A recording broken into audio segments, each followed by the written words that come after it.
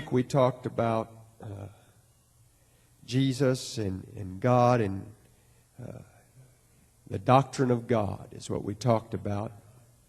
And if you was not here, it would be good, because I'm going through some of our basic belief systems here at Christian Life Center that are based from this Word. And we dealt with the doctrine of God. And it is important because that is the foundation of what the church is built on, is the revelation of who Jesus is. And so we need that. Now today we're going to talk about the doctrine of baptism. And we're going to discuss that a little bit. So I want to take you to the book of Matthew, chapter 28, starting with verse 16.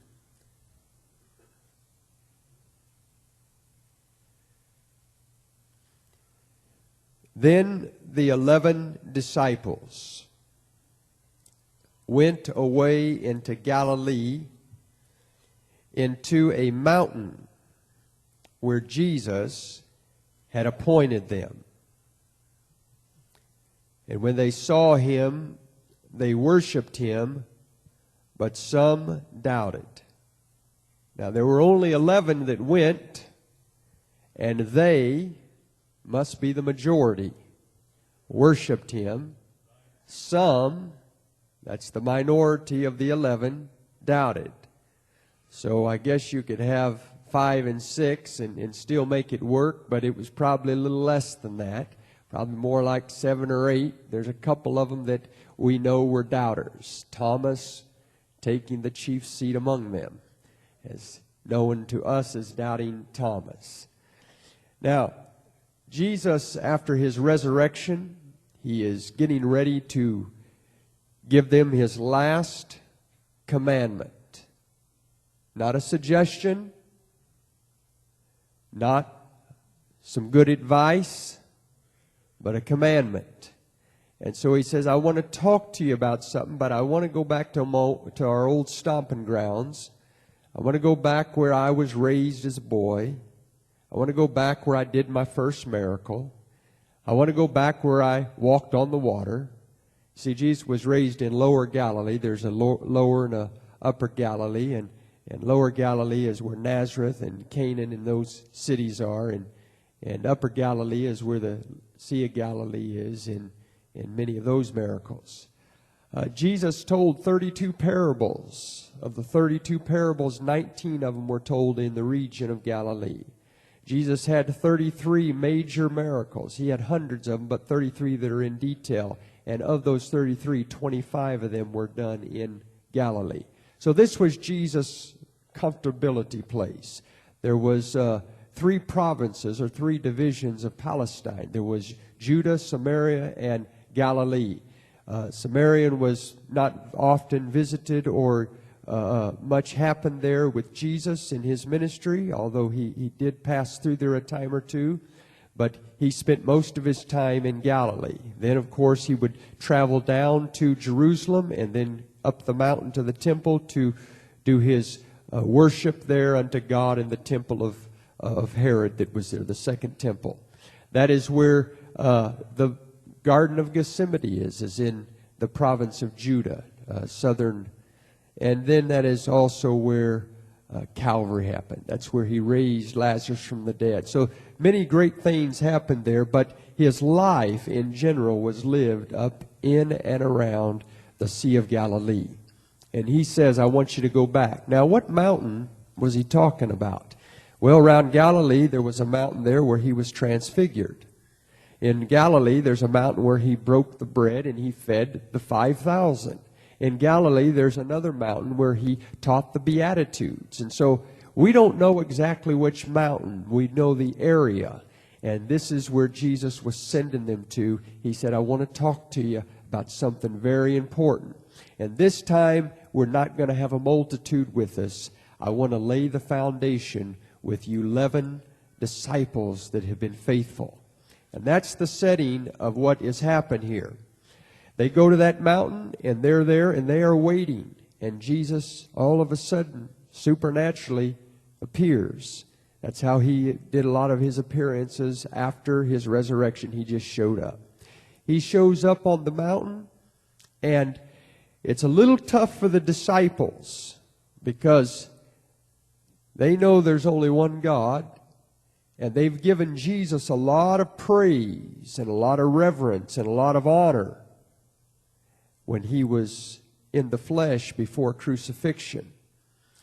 And they have followed him. They have done everything they could with him. But now he's revealing himself as not just the Son of Man, but as God, because only God can receive worship.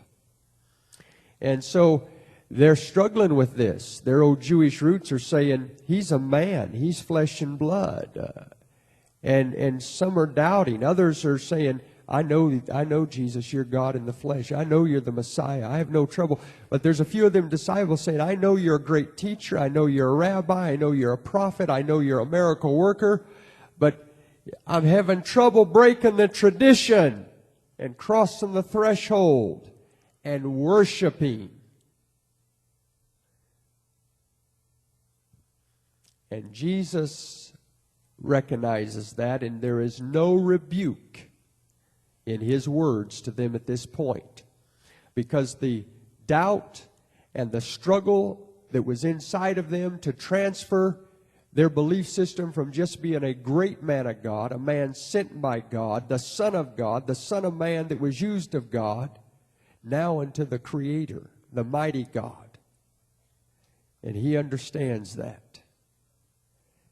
And so he looks at them and he answers their doubts, not with, "O ye of little faith," like he had done in other areas. But he answers their doubts with this: I have all power. That is where we move into the Great Commission. And so you got to understand that he's helping them make the transfer from just a prophet of God, just a son of God, just a great rabbi, into the Almighty. He said, I have all power. Now, when I was a child in school, they was teaching us mathematics. One of our ways they did it, they had this circle. They called it a pie. They'd cut it in half, and you had two halves. Or they'd cut it in thirds, and you had three different pieces. And if you had one, you had 1/3 of the pie. If you took two, you had 2/3, and what was left was 1/3. How many remember kind of little lessons like that? Similar to that. I don't know what well, I do. I've been helping my kids a little, but that's what we did back then. So when I was a child, if you had 2/3, you didn't have all.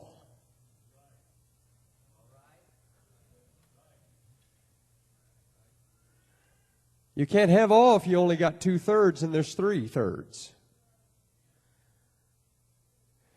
So if you wanted to have the whole pie, you had to erase the lines and make a hole.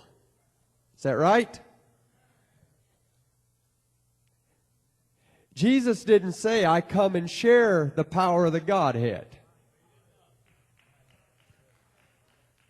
He didn't say, I have 1/3. But the Father's been gracious to give me his portion. So I have 2/3. He said, I have all. So all you children, that means he had every bit of power that was possible to have. They're no more. You want to buy 100 acres, piece of land. You want to purchase that. But you don't have the money to buy it, so you go get a partner. Or maybe a couple partners. But you want to be the controlling factor, so you pay at least 51% of the purchase price, so you are the controlling factor of ownership there, and then the others split it up. And even though you have the control because of your percentage, you do not own completely.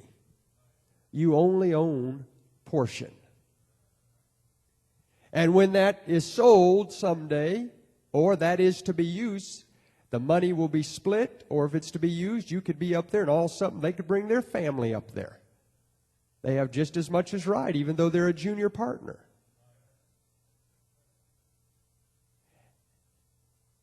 But if you paid for the whole 100 acres, and an uninvited family comes up, you can say, I'm sorry, I own this, you're not allowed on my property. Do you understand? He said, I have all, not some. I'm not in a partnership with the Godhead up here.